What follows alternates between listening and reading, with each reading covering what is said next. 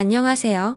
저는 30대 후반의 평범한 남자이고 현재는 서울에서 조그마한 식당을 운영하면서 살아가고 있습니다. 원래는 아내와 함께 행복한 미래를 꿈꾸면서 시작하게 된 음식점인데 지금은 처제와 단둘이서 식당을 운영하고 있네요. 정말 남들에게는 결코 일어나지 않을 법한 말도 안 되는 일들이 제게 일어나게 되었죠. 사실 저는 주변 누구보다도 착하지 못한 그런 삐뚤어진 시선으로 세상을 바라보며 살아가고 있었습니다. 어릴 때부터 저는 몸이 정말 허약한 체질이었습니다. 흔히 생각하시는 약골의 얼굴도 못난 탓에 저도 모르게 학창시절 내내 왠지 모를 주변 사람들의 시선에 사람을 기피하게 되었던 거죠.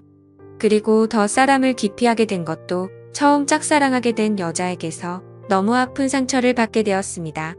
그때가 중학교 때였는데 그 당시 담임 선생님의 지시로 분기별로 3개월에 한 번씩 짝을 바꿔서 앉았었습니다. 저는 당연히 짝사랑하는 그녀와의 짝이 되기만을 항상 바래왔었고 결국에는 제 바램대로 제게 설렘을 주던 그녀와 짝이 되었습니다. 속으로 만세를 부를 정도로 너무 기쁘고 행복했었습니다. 하지만 그건 이기적인 저 혼자만의 행복이고 생각이었더라고요. 저도 그때 당시에는 제 주제를 파악 못했었나 봅니다. 대놓고 노골적으로 저를 비난하고 무시하지는 않았지만 학교가 마칠 시간에 견출지를 건네어 주다가 실수로 손이 닿고 말았습니다. 근데 얼른 피하듯이 하더니 더럽고 짜증난다는 듯이 행동을 하더라고요. 정말 그 사건으로 인해서 저는 너무 큰 상처를 받게 되었습니다. 그날 이후로 성인이 되어서까지 트라우마로 인해서 30 초반이 될 때까지 여자에 대한 거부감으로 단 한 번의 연애도 하지를 않고 살았죠. 물론 여자를 만날 수 있는 기회가 없지는 않았습니다. 다행히도 나이가 들면서 점점 외모적으로도 자신감이 생겨갔고 나름대로 저와 사귀고 싶다는 표현을 했던 여자들도 있었으니깐요. 하지만 기억 속에 그 일 이후로부터 제 마음은 너무 굳게 닫혀서 열릴 생각을 하지 못했던 거죠. 아무튼 저는 몇 년 전까지만 해도 그냥 이렇게 편하게 혼자 살아가려고 했었습니다. 직업에 대한 자부심도 있었고 굳이 결혼에 대한 필요성도 느끼지를 못했었거든요. 남들처럼 집안이 화목하거나 그렇지도 못해서 가족에 대한 중요성도 와닿지 못했었고 요즘에는 일부러 결혼을 하지 않고 살아가려는 사람들도 많은 시대라고 생각했습니다. 아무튼 미래에 대한 생각도 별로 없었고 그냥 그저 그런 하루하루를 지내고 있던 어느 날이었습니다. 월요일 무거운 몸을 이끌고 회사로 출근을 했습니다. 그런데 사무실에 집기 하나도 빠짐없이 텅텅 비어 있더라고요. 5년 동안 다니던 회사였기에 이게 무슨 일인가 싶어서 진심으로 꿈을 꾸는 건가라는 생각으로 머리가 멍했고 망치로 얻어맞은 기분이었습니다. 황당해서 뭐지 싶은 마음에 전화기를 꺼내는데 뒤이어 직원들이 하나둘씩 출근을 하더라고요. 사태 파악을 하고 봤더니 사장이 기어코 직원들의 임금도 다 떼먹고는 야반도주를 했던 거였습니다. 그 당시에 저희 회사는 인테리어를 하는 회사였는데 솔직히 이 업계가 많이 불안한 건 맞았죠. 하지만 5년이란 시간 동안 동거동락했던 제게 말 한마디 없이 이렇게 도망가 버리다니 너무 충격적이었고 세상이 무너지는 기분이었습니다. 왜냐하면 월급이 조금 떼인 거라면 크게 상관없었겠죠. 하지만 사장과는 형 동생 하면서 제가 부사장 직함을 달고 있었고 공사했던 곳에서 대금 지급이 갑자기 미뤄졌다면서 급하게 융통한다며 제게 3천만 원을 꿔갔던 상황이었습니다. 남들에겐 적다면 적은 돈이겠지만 저에겐 정말 큰 돈이어서 충격이 어마어마했죠. 게다가 돈도 돈이지만 제 성격에 모든 사람들을 기피하면서도 외동인 제게 거의 유일하게 친형같이 생각했던 사람이 또 저를 배신하게 된 거였습니다. 저도 환장할 노릇인데 직원들은 제게 이게 어떻게 된 거냐고 물어보더니 시간이 갈수록 저를 다그치면서 몰아붙이기 시작하더라고요.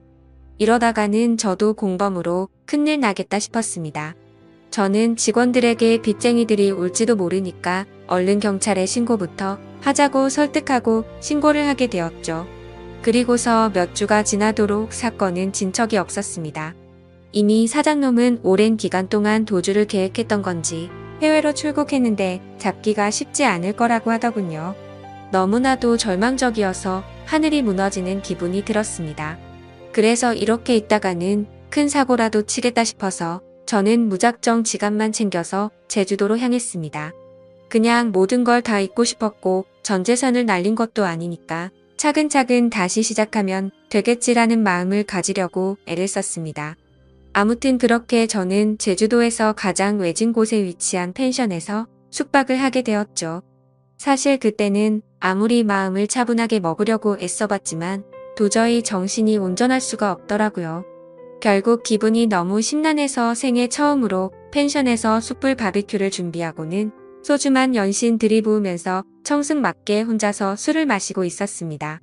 그런데 갑자기 옆에서 조용히 저기요라며 저를 부르더군요. 저는 갑자기 들린 여자 목소리에 어버버대면서 깜짝 놀라고 말았죠. 그 모습을 보더니 여자 2명이 저를 쳐다보면서 제가 놀라는 모습이 웃겼던 건지 웃음을 겨우겨우 참아가면서 저를 보고 있더라고요. 너무 민망해서 얼버무리면서 대답을 했더니 자기네들이 해녀 체험을 하고 왔는데 둘이 먹기에는 너무 많고 버리기엔 아깝다면서 혹시 해산물 좋아하면 좀 나눠줄까요? 라고 물어보더라고요. 저는 여자랑 대화를 하는 것조차 너무 소심했던 성격인지라 그녀의 눈도 마주치지 못하고 생각이란 필터를 거치지도 못하고 감사합니다 라고 대답을 해버렸습니다.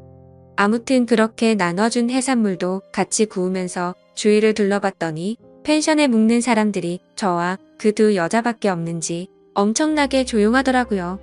뭔가 뻘쭘하게 혼자서 소주를 마시면서 먹고 있는데 제가 해산물을 줬던 여자가 말을 걸더라고요. 제주도에 혼자 여행 오신 거냐며 너무 낭만적인 것 같다고 하면서 혼자 심심하시지 않냐고 괜찮으면 자기네들이랑 같이 마시는 거 어떻겠냐고 묻더라고요. 평소에 저였다면 절대로 합석은 꿈도 꾸지 못했을 겁니다. 그런데 솔직히 말해서 어릴 적 짝사랑했던 여자 이후로 처음으로 제 눈에 너무 쏙 들어오는 여자였습니다.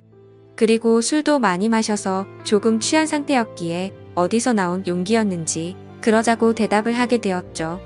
그렇게 그녀들과 저는 합석을 해서 함께 술을 마시게 되었고 이야기를 들어보니 그 2은 친자매였고 어제 숙소에 도착을 했고 일주일간 머물다가 간다고 하더라고요. 저도 열흘 정도를 예약한 상태라고 했더니 잘 됐다면서 그러면 지내는 동안 잘 지내보자고 먼저 손을 건네더군요.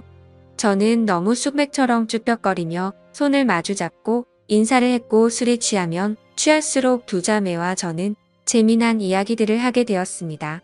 그때 드는 생각이 저도 모르게 말로 나와버렸습니다. 사실 혼자서 괴로움을 삭히려고 왔는데 혼자 있을 때는 더 괴롭더니 지금은 괴로운 게 다 잊혀지고 너무 즐거운 것 같다고 말했습니다.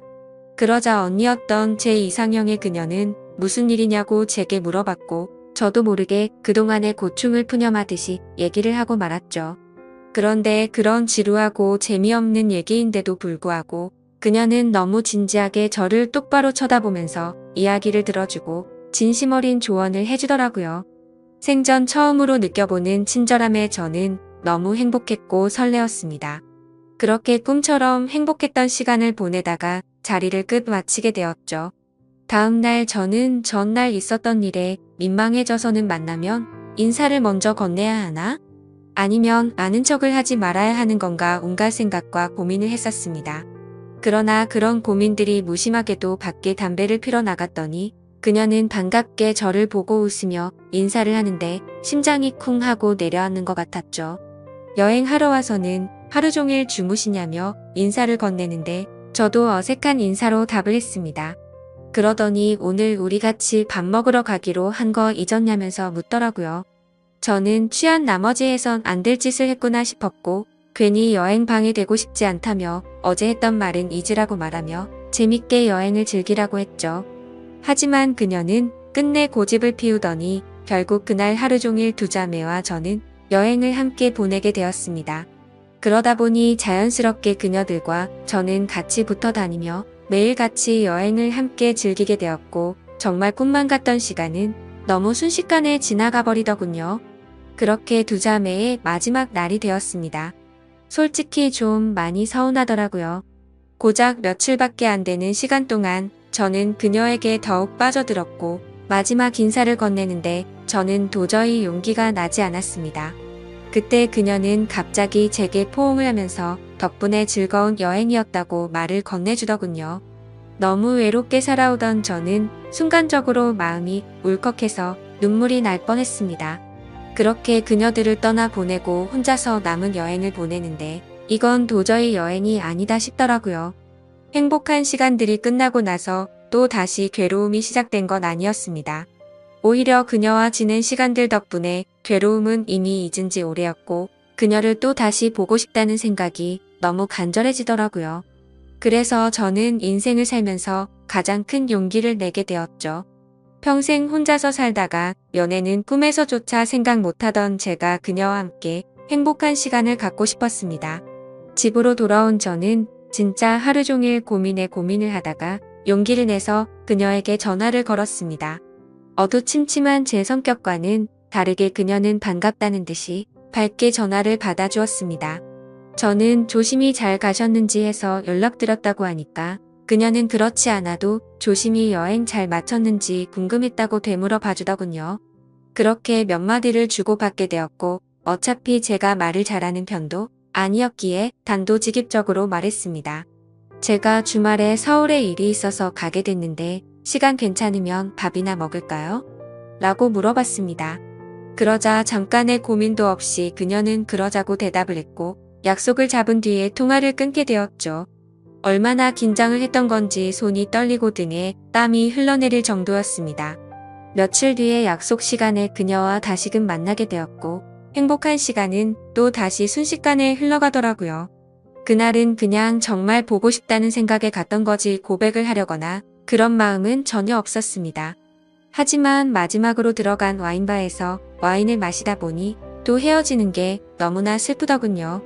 저는 그녀에게 앞으로도 계속해서 보고 싶다고 말했습니다. 그러자 그녀는 다른 여자들과 달리 제 마음을 알아줬는지 더 이상은 떠보지 않았고 제 손을 잡아주더라고요. 그렇게 제 인생에서 가장 사랑하는 그녀와 저는 연인이 되었고 남들에겐 힘들다고 하던 장거리 연애가 제게는 너무나 행복한 나날이었습니다. 아무리 멀다 한들 그녀를 매주 볼 수 있다는 건 제게는 너무 과분한 일이었죠. 우리는 그렇게 행복한 연애를 3년간 이어갔고 그녀 덕분에 저는 과거와 비교하면 너무나도 정반대의 사람이 되어 있었습니다.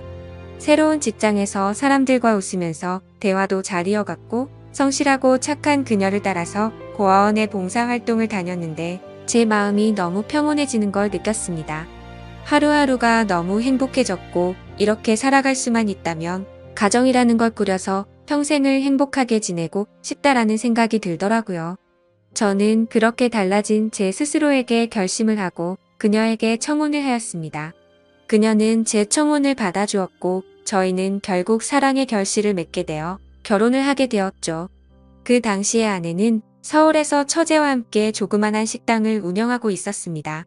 그래서 아내와 상의 끝에 제가 이직을 하기로 했고 결혼을 하면서 제가 서울로 올라오게 되었죠.